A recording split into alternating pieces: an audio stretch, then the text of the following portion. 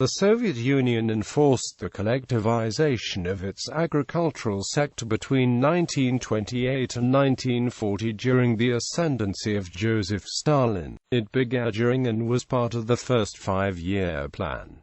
The policy aimed to consolidate individual landholdings and labor into collective farms, mainly kolkhozy and sovkhozy. The Soviet leadership confidently expected that the replacement of individual peasant farms by collective ones would immediately increase the food supply for the urban population, the supply of raw materials for processing industry, and agricultural exports. Planners regarded collectivization as the solution to the crisis of agricultural distribution that had developed from 1927.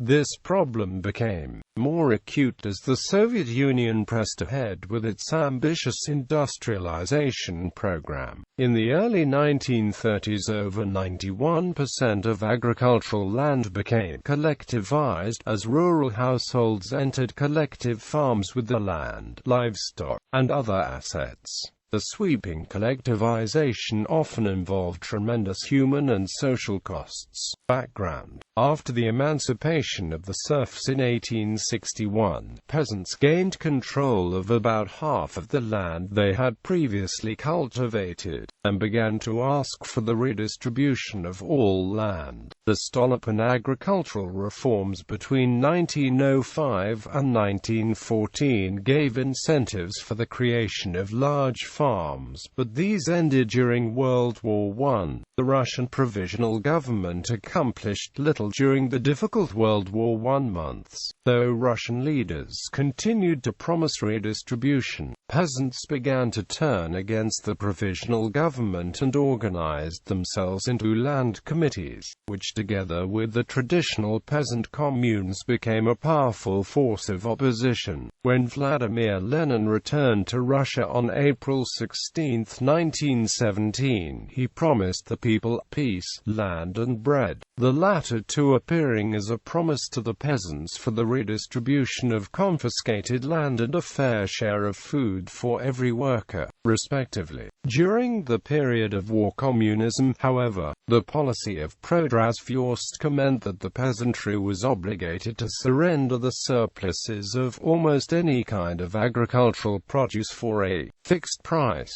When the Russian Civil War ended, the economy changed with the new economic policy, and specifically the policy of prodnalog or food tax. Quote, "This new policy was designed to rebuild morale among embittered farmers and lead to increased production. The pre-existing communes, which periodically redistributed land, did little to encourage improvement in technique, and formed a source of power beyond the control of the Soviet government. Although the income gap between wealthy and poor farmers did grow under the NEP, it remained quite small. But the Bolsheviks began to take aim at the wealthy kulaks. Clearly identifying this group was difficult, though, since only about 1% of the peasantry employed laborers, and 82% of the country's population were peasants. The small shares of most of the peasants resulted in food shortages in the cities. Although grain had nearly returned to pre-war production levels, the larger states which had produced it for urban markets had been divided up. Not interested in acquiring money to purchase overpriced manufactured goods, the peasants chose to consume the produce rather than sell it. As a result, city dwellers only saw half the grain that had been available before the war. Before the revolution, peasants controlled only 2,100,000 square kilometers divided into 16 million holdings, producing 50% of the food grown in Russia and consuming 60% of total food production. After the revolution, the peasants controlled 3,140,000 square kilometers divided into 25 million holdings,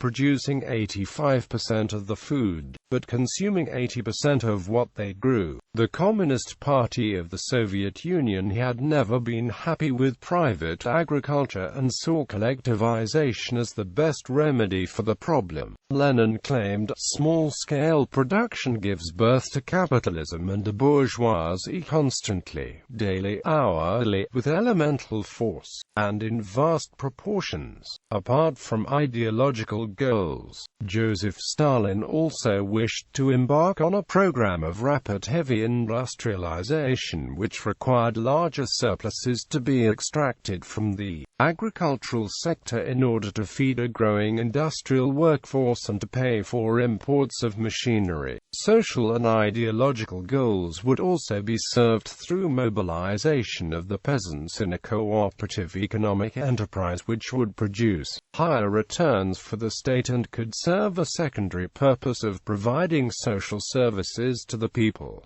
Crisis of 1928. Main article: Soviet grain procurement crisis of 1928.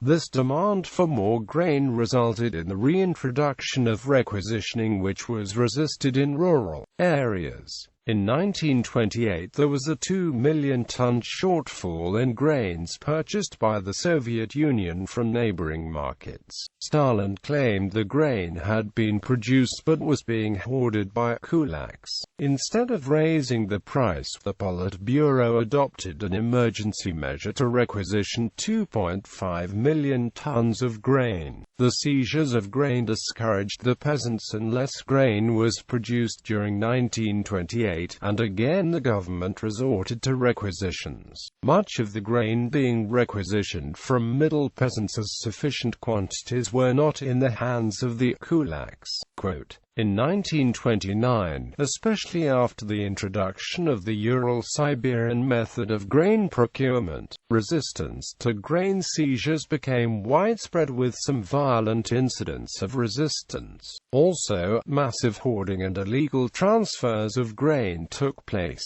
Faced with the refusal to hand grain over, a decision was made at a plenary session of the Central Committee in November 1929 to embark on a nationwide program of collectivization. Several forms of collective farming were suggested by the People's Commissariat for Agriculture, distinguished according to the extent to which property was held in common. Association for joint cultivation of land, where only land was in common use. Agricultural commune, with the highest level of common use of resources. Also, various cooperatives for processing of agricultural products were installed. In November 1929, the Central Committee decided to implement accelerated collectivization in the form of kolkhozes and sovkhozes. This marked the end of the new economic policy, which had allowed peasants to sell the surpluses on the open market. Stalin had many so-called kulaks transported to collective farms in distant places to work in agricultural labor camps. In response to this, many peasants began to resist, often arming themselves against the activists sent from the towns. As a form of protest, many peasants preferred to slaughter their animals for food rather than give them over to collective farms, which produced a major reduction in livestock. Collectivization had been encouraged since the revolution, but in 1928, only about 1% of farmland was collectivized, and despite efforts to encourage and coerce collectivization, the rather optimistic first 5-year plan only forecast 15% of farms to be run collectively. All-out drive winter 1929-30. The situation changed incredibly quickly in the fall of 1929 and winter of 1930.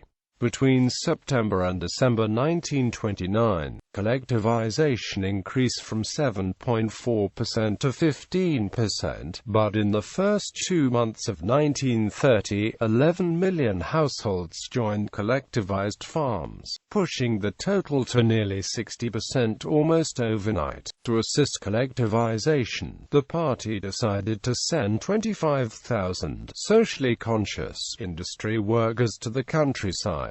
This was accomplished during 1929 to 1933, and these workers have become known as 25,000ers. Shock brigades were used to force reluctant peasants into joining the collective farms and remove those who were declared kulaks and their agents. Collectivization sought to modernize Soviet agriculture, consolidating the land into parcels that could be farmed by modern equipment using the latest scientific methods of agriculture. It was often claimed that an American Fordson tractor was the best propaganda in favor of collectivization. The Communist Party, which adopted the plan in 1929, predicted an increase of 330% in industrial production, and an increase of 50% in agricultural production.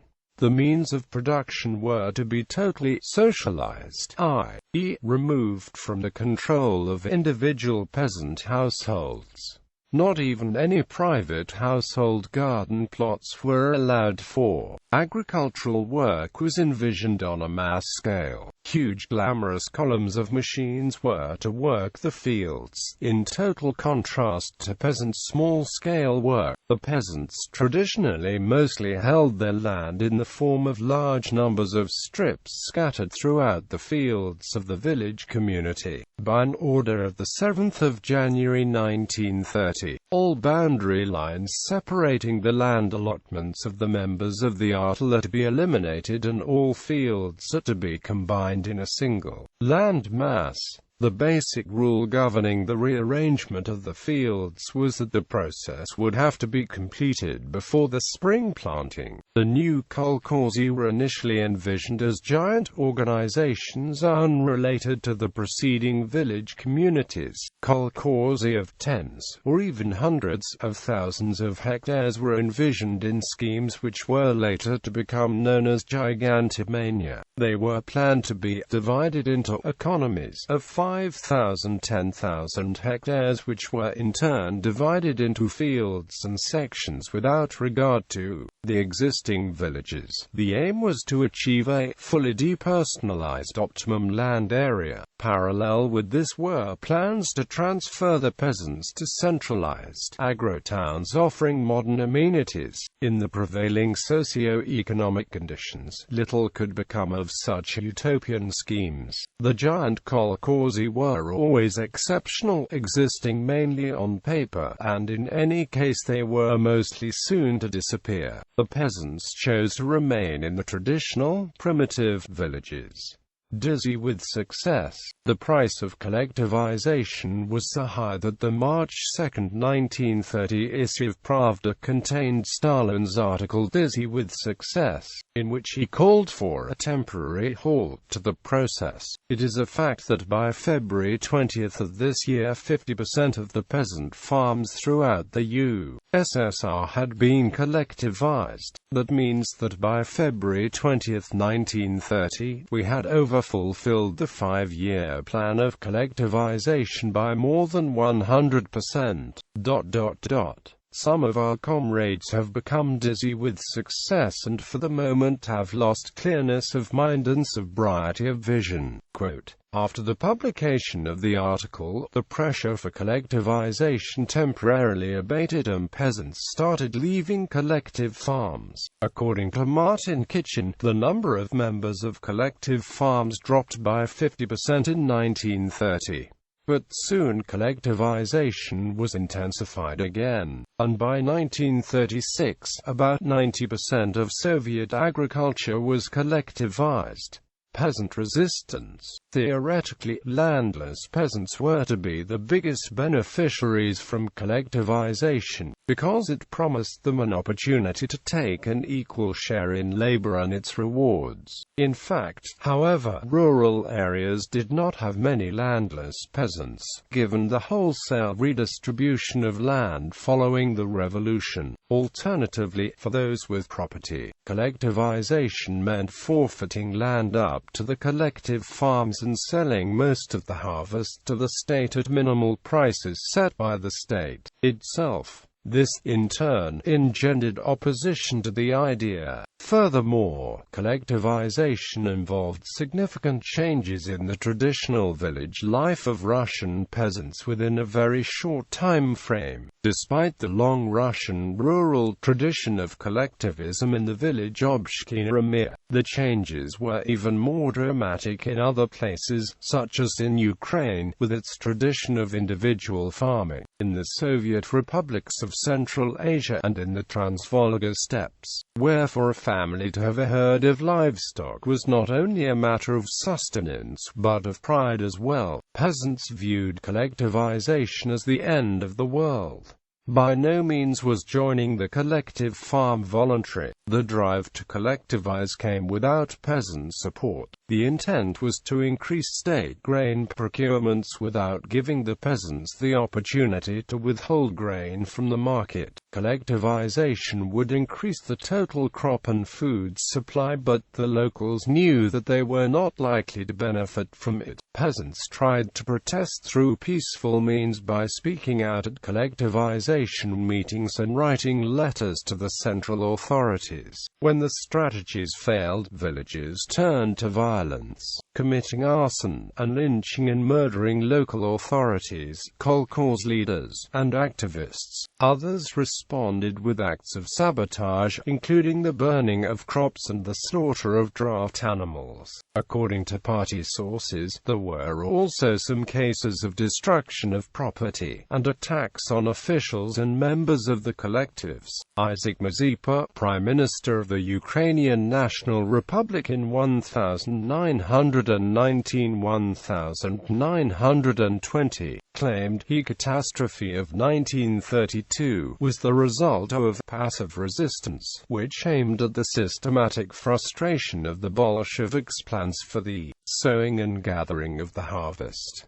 In his words, whole tracts were left unsown, 50% was left in the fields, and was either not collected at all or was ruined in the threshing. Fueled by fear and anxiety, rumors spread throughout the villages leading to these acts. Rumors associated the Soviet government with the Antichrist, threatened an end to traditional ways of peasant life, and worked to unite the peasants to protest against collectivization. Collectivization as a second serfdom. Rumors circulated in the villages warning the rural residents that collectivization would bring disorder, hunger, famine, and the destruction of crops and livestock.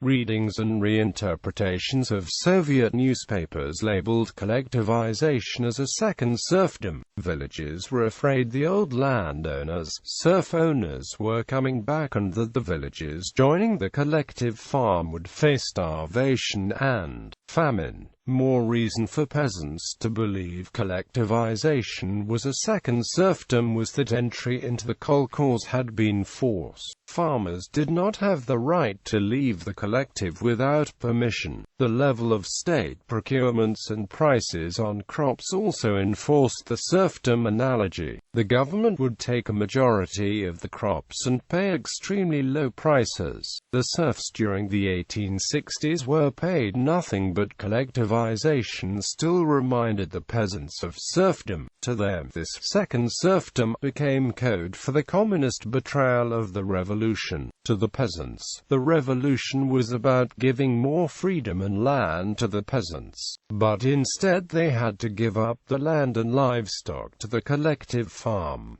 Women's role in resistance. Women were the primary vehicle for rumors that touched upon issues of family and everyday life. Fears that collectivization would result in the socialization of children, the export of women's hair, communal wife sharing, and the notorious common blanket affected many women, causing them to revolt. For example, when it was announced that a collective farm in Crimea would become a commune and that the children would be socialized, Women killed the soon-to-be socialized livestock, which spared the children. Stories that the communists believed short hair gave women a more urban and industrial look insulted peasant women, after local activists in a village in North Caucasus actually confiscated all blankets. More fear dispersed among villages. The common blanket meant that all men and women would sleep on a 700-meter-long bed under a 700-meter-long blanket. Historians argue that women took advantage of these rumors without actually believing them, so they could attack the collective farm under the guise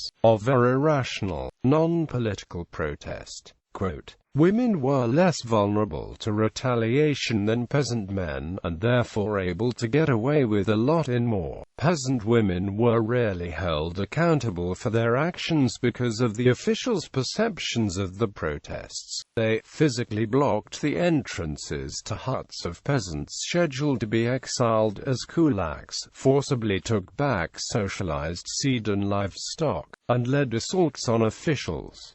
Quote, "Officials ran away and had to let the riots run their course. When women came to trial, they were given less harsh punishments as the men because women, to officials, were seen as illiterate and the most backward part of the peasantry." One particular case of this was a riot in a Russian village of Belovka where protesters were beating members of the local Soviet and setting fire to the homes. The men were held exclusively responsible as the main culprits. Women were given sentences to serve as a warning, not as a punishment. Because of how they were perceived, women were able to play an essential role in the resistance to collectivization. Religious persecution. Collectivization did not just entail the acquisition of land from farmers but also the closing of churches, burning of icons, and the arrests of priests. Associating the church with the Tsarist regime, the Soviet state continued to undermine the church through expropriations and repression. They cut off state financial support to the church and secularized church schools. Peasants began to associate communists with atheists because the attack on the church was so devastating. The communist assault on religion and the church angered many peasants, giving them more reason to revolt. Riots exploded after the closing of churches as early as 1929. Identification of Soviet power with the Antichrist also decreased peasant support for the Soviet regime. Rumors about religious persecution spread mostly by word of mouth, but also through leaflets and proclamations. Priests preached that the Antichrist had come to place the devil's mark on the peasants, and that the Soviet state was promising the peasants a better life but was actually signing them up for hell. Peasants feared that if they joined the collective farm they would be marked with the stamp of the Antichrist. They faced a choice between God and the Soviet collective farm. Choosing between salvation and damnation, peasants had no choice but to resist policies of the state. These rumors of the Soviet state as the Antichrist functioned to keep peasants from succumbing to the government. The attacks on religion and the church affected women the most because they were upholders of religion within the villages.